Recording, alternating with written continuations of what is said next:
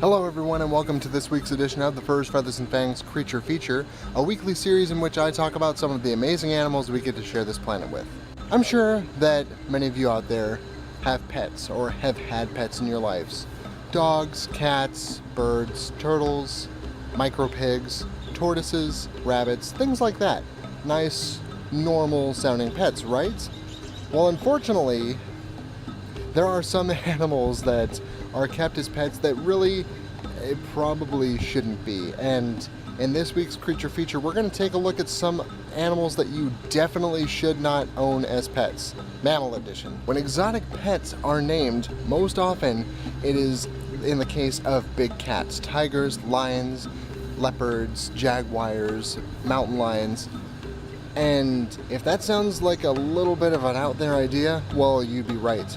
Big cats are incredibly dangerous, especially to a much weaker and pretty much the easiest prey item that they can imagine, which would be human beings. The bite force of a big cat is strong enough to shatter bone, so we stand little to no chance. Despite the inherent dangers of the teeth and the claws and the sheer strength of big cats like lions and tigers, it is estimated that there are 20,000 big cats in private homes across the United States. That's just in the United States. That's not taking into consideration the rest of the world. Of the 20,000 big cats being held as pets, it is estimated that about 10,000 are lions, 7,000 are tigers, and the remaining 3,000 are made up of leopards, mountain lions, and jaguars. Here's something that really blows minds when it comes to the numbers game here. I mentioned that 7,000 tigers are being kept as pets in the United States.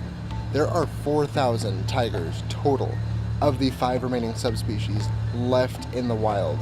There are almost twice as many being kept as pets as there are in the wild. Isn't that nuts? As you can well imagine, it doesn't always end well. In fact, it rarely ends well with big cats being kept as pets. Since 1991, there have been 254 maulings by big cats in the United States, as well as 169 deaths and almost 300 big cats having to be put down because of either an escape, an attack on a person, or a killing. But it's not just big cats that we have to worry about as pets. Another increasingly popular animal that's being kept as a pet, as an exotic pet I should say, is the chimpanzee. Chimpanzees are closely related to humans, and we share about 98% of our DNA. So they have a very relatable quality to them. We see them supposedly smile, they play, they can learn, they use tools. They also have a bit of a violent streak, chimps do. Now, there are no exact statistics about attacks in the United States, at least that I was able to find. Everything is kind of global, and it also includes wild chimp attacks, so that kind of muddles my research a little bit. But there are an estimated 3,000 chimpanzees being kept as pets in the United States. And again, it very rarely ends well. Usually, people will get tired of the chimpanzee after it gets out of the 5 to 6 year old cute phase and starts to turn into an adolescent that can break bones and throw very, very violent temper tantrums, and they're often sent away to sanctuaries, similar to how big cats are usually when their owners grow tired of them. Unfortunately though, there are also attacks by chimpanzees on their owners. In 2007, there was a woman, I believe it was in, I want to say it was in upstate New York. A friend of hers was visiting, and her pet chimpanzee, Travis, launched a vicious attack against this poor woman and, not to be too graphic, ripped her face off. Yes, ripped her face off. Another instance of a chimp on human attack occurred in Southern California in 2003, and it was on former NASCAR driver St. James Davis. He was visiting his chimp that he had surrendered to a sanctuary because he knew it would be better for the chimp, but another individual animal had escaped from its enclosure and set about just mangling this poor gentleman. And chimps have a penchant for torture almost. They don't go for a kill like a predatory animal would. They will nip off fingers, and they will go for the nose, the ears, the mommy and daddy bits, so to speak.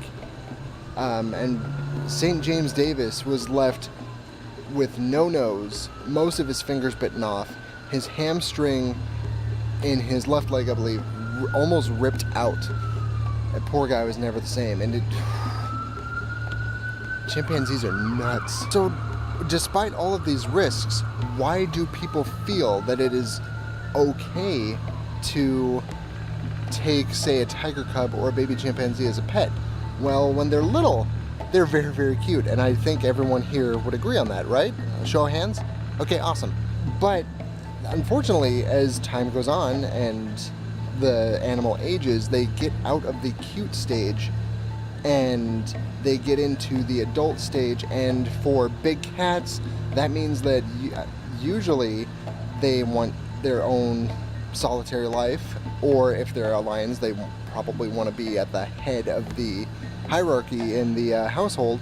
With chimps, it's the same thing. Chimps are genetically and instinctually hardwired to want to be at the head of a hierarchy, especially male chimps. They are very aggressive, very territorial, and very, for lack of a better term, macho, and they want to show it in any chance they get, and that usually involves violence. But people who own exotic animals feel that they have a connection to these animals, that, oh no, my leopard would never turn on me, my chimpanzee would never harm anyone.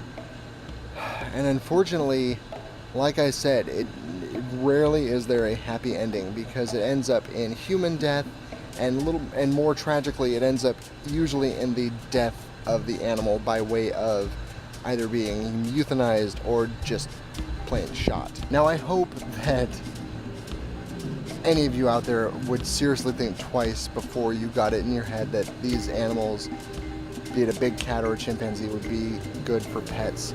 I mean, look at it this way. Dogs are considered normal pets, and even dogs can be dangerous. So you have to put a lot of thought into whatever you pet you're going to get. But please, seriously think twice before entering into the world of owning an exotic pet. You want an exotic pet? Get an iguana. They're nice. They just sit in their terrarium. Get it. Bearded dragon. Bearded dragons are great. They're just chill. They're not going to rip your face off, I hope. Well, everyone, I hope you've enjoyed this episode of the first Feathers and Fangs creature feature.